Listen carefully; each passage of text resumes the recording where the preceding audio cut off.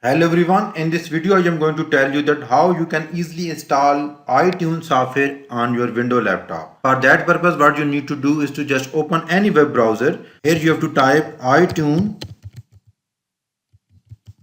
for Windows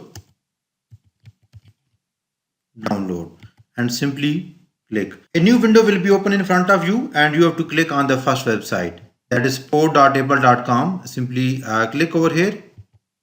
I will place the link of this website in video description as well. You have to scroll down and here you have to click on this download button and then you have to click on start download. Your software has been start downloading.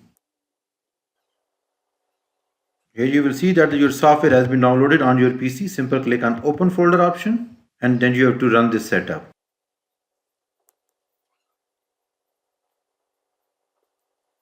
Then you have to click on next button.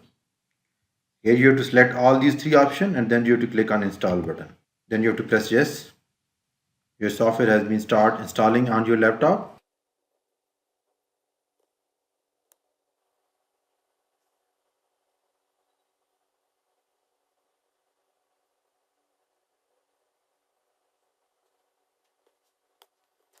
iTunes has been successfully installed on your computer. Then you have to check this box and then click on finish button.